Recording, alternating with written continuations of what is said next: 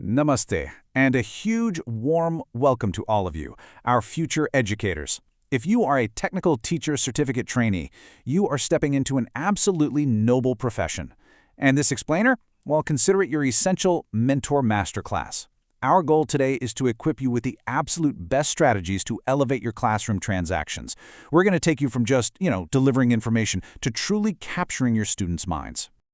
Okay, let's dive right into this. Imagine having a complete, vibrant toolkit at your fingertips for an engaging classroom. We're talking about a wonderful mix of animated pictures, bright colors, and dynamic tools.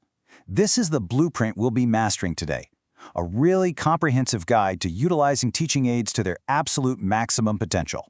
So, how are we going to do this? Here is our agenda for today. First, tools that teach. Then, the 4 types of aids. Number 3, traits of great tools. 4, advantages and pitfalls. 5 steps to success. And finally, number 6, the teacher's true role. Let's get started. Section 1. Tools that teach. The foundation of classroom engagement. Now, before we actually start using these tools, we've got to have a crystal clear idea of what they really are. Simply put, teaching aids are supplementary tools, materials, or devices used right there in the classroom. Why? To make your teaching and their learning more effective, interesting, and actually understandable. You see, they aren't the lesson itself, right? They're the vehicle delivering the lesson. As TTC trainees, you need to realize that these supplementary materials are literally your secret weapon to moving way beyond those basic monotonous lectures. So what's the big objective here? Well, these goals are universal for every great teacher. We absolutely want to make learning genuinely interesting and simplify all those really difficult concepts.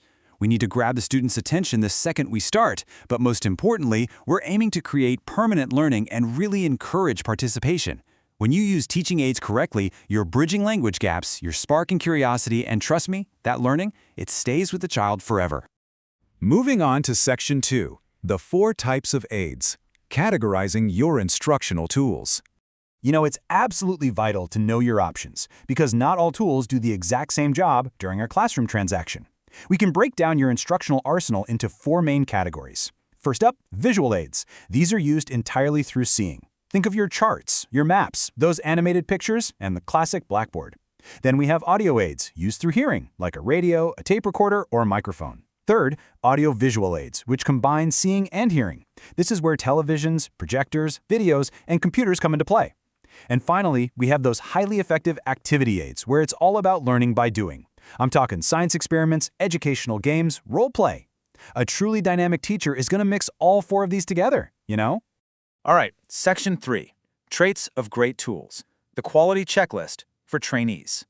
Now, just because something is a visual aid doesn't automatically mean it's a good one. You've got to be highly critical curators of your classroom materials. I want every single trainee to treat this as your practical checklist. Before you bring any chart or model into your classroom, ask yourself, is it simple and clear, or is it just too cluttered? Is it attractive enough to catch their eye? Is it completely relevant to today's topic? Is it easy to use? And, very importantly for our schools, is it economical? Remember, a teaching aid doesn't need to be highly expensive. It just needs to be highly effective. Section 4, Advantages and Pitfalls. The Classroom Reality Check. We always have to balance the ideal scenario with the on-the-ground reality of a live classroom, right? On one hand, the benefits are massive. Teaching aids drastically improve understanding, they make learning permanent, they increase interest, and they actually save you time by instantly clarifying tough concepts. Plus, they encourage brilliant, active learning. But the flaws are very real too. Some of these high-tech aids are costly. You need proper training to use them, which is exactly why you're here with me today.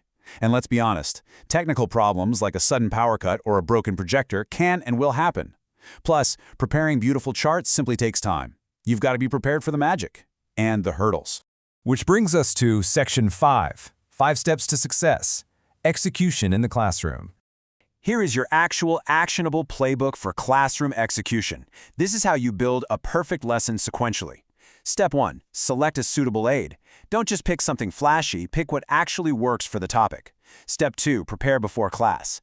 Never ever fiddle with a tool while 50 students are just watching you. Have it ready to go. Step 3. Explain clearly to the students what they're looking at or listening to. Step 4. Involve the students. Ask them questions about the model or the animated pictures. Make it interactive. And finally, step 5, evaluate its effectiveness. Did this aid actually help them learn, or was it just a bit of a distraction?